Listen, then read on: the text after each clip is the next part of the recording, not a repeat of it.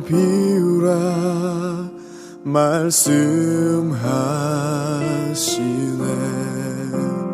너의 자가 가득 차서 너를 사용할 수 없노라. 나는 나를 다시 주 앞에 내려놓네. 주의 사랑과 능력이 내 삶에 나타날 수 있도록.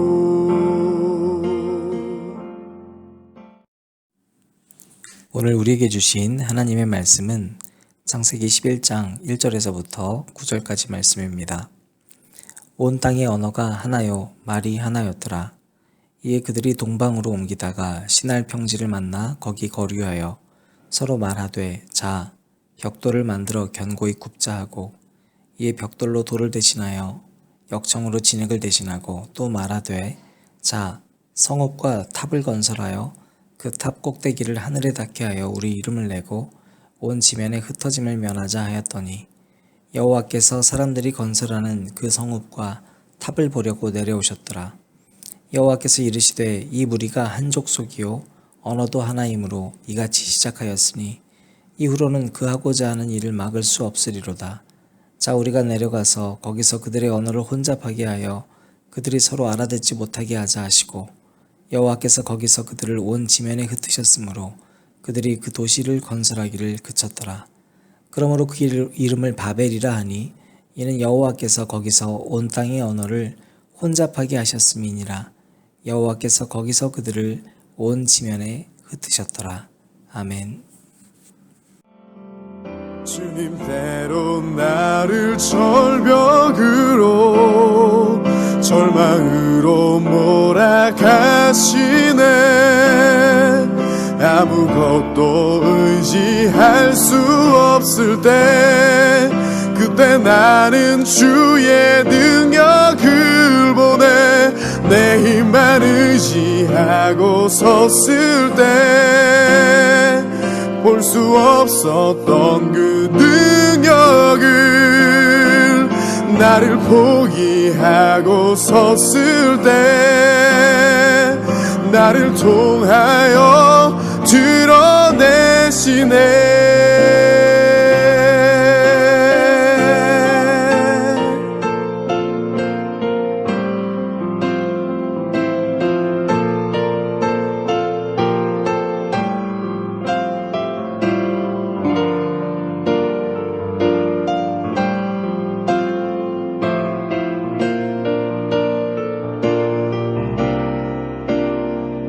주님 때론 나를 절벽으로 절망으로 몰아가시네.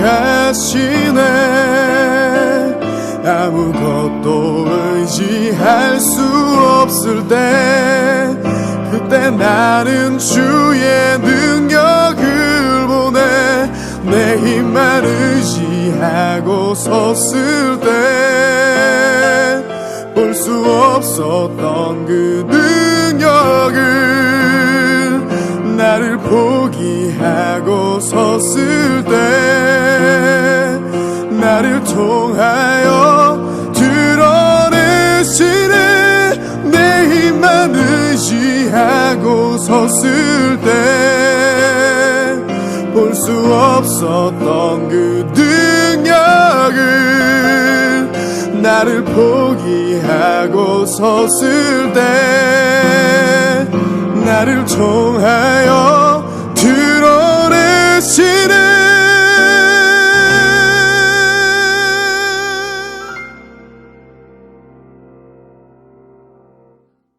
주님 내게 나를 비우라 말씀하시네. 너의 자가 가득 차서 너를 사용할 수 없노라. 나는 나를 다시 주 앞에 내려놓네. 주의 사랑과 능력이 내 삶에 나타날 수 있도록 주의 사랑과 능력이 내 삶에 나타날 수 있도록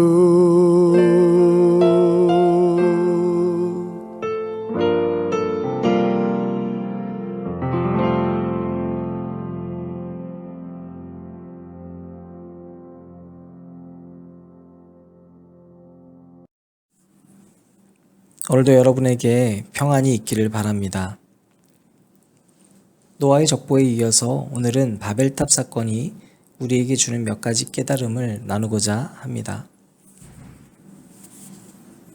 이 바벨탑 사건은 노아 홍수 이후에 또다시 인간이 죄악이 만연해졌던 사건을 말합니다. 그 이전의 모습을 회복한다는 건 우리가 말이 또 하나였던 시대로 돌아간다는 의미이죠.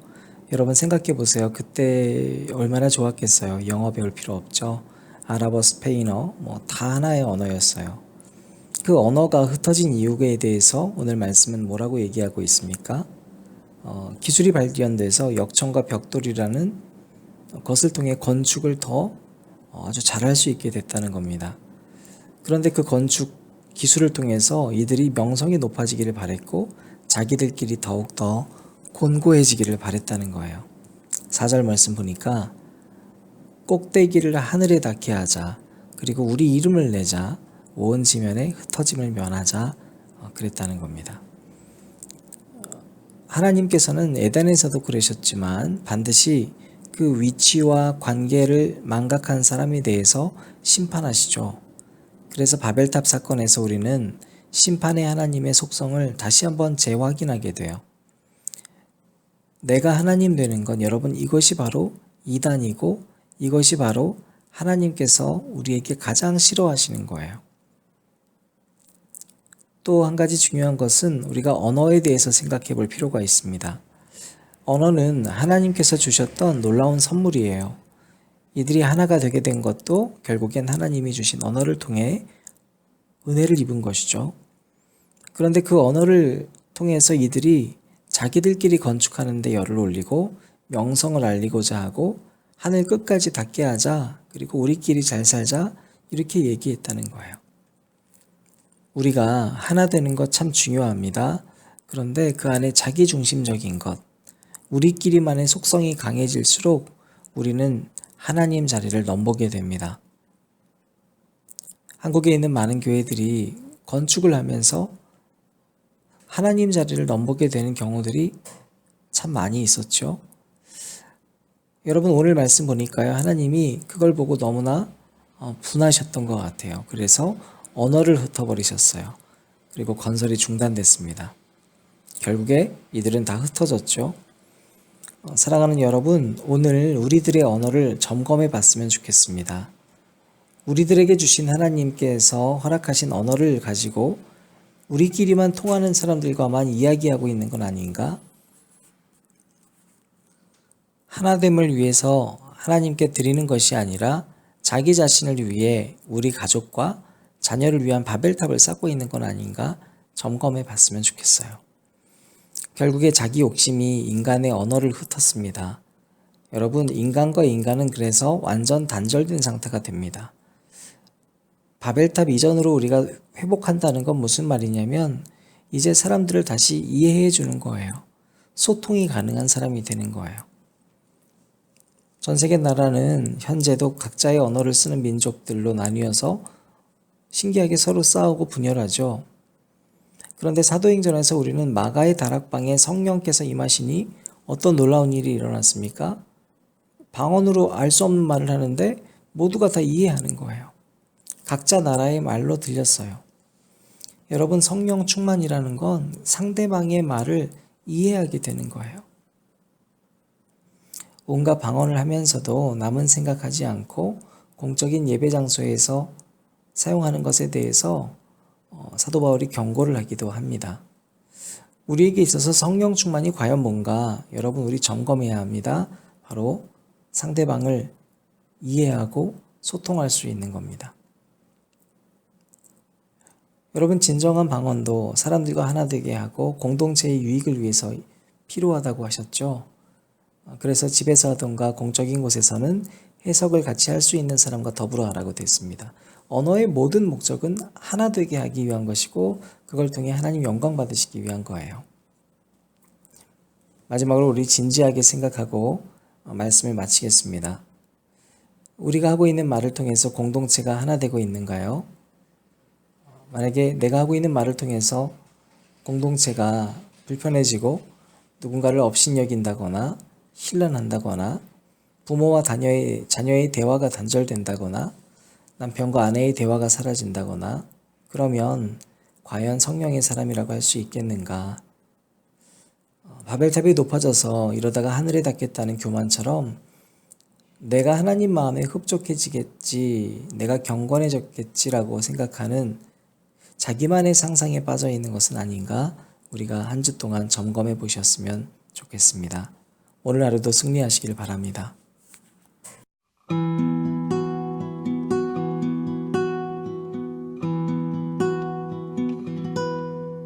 아무리 고민해도 답이 없는 인생,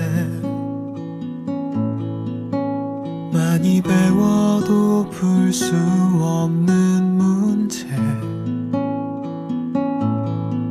당신이 말한 대로 되던가 생각한 대로 흘러가던가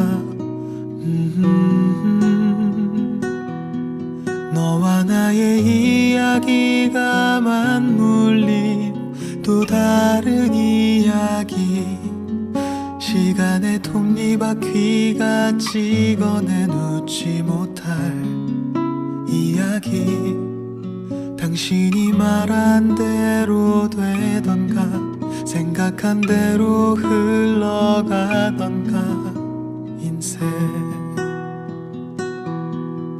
아무리 고민해도 답이 없는 인생, 내 손 안엔 아무것도 없다네, 당신이 아는 대로 되던가 믿는 대로 흘러가던가 너와 나의 이야기가 맞물린 또 다른 이야기, 시간의 톱니바퀴가 찍어내 놓지 못할 이야기, 당신이 아는 대로 되던가 믿는 대로 흘러가던가 인생,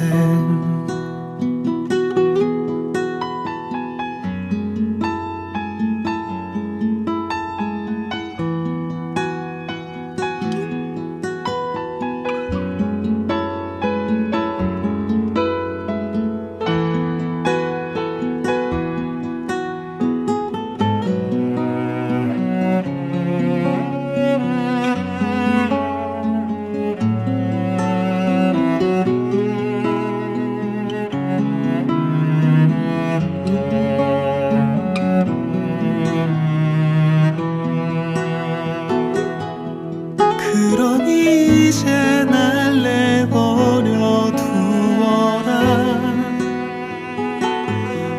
난 그것을 알 재간이 없으니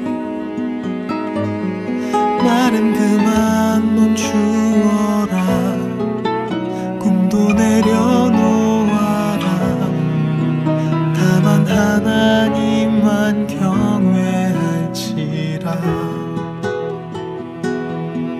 말은 그만 멈추어라, 꿈도 내려놓아라, 다만 하나님만 경외할지라, 다만 하나님만 경외할지라.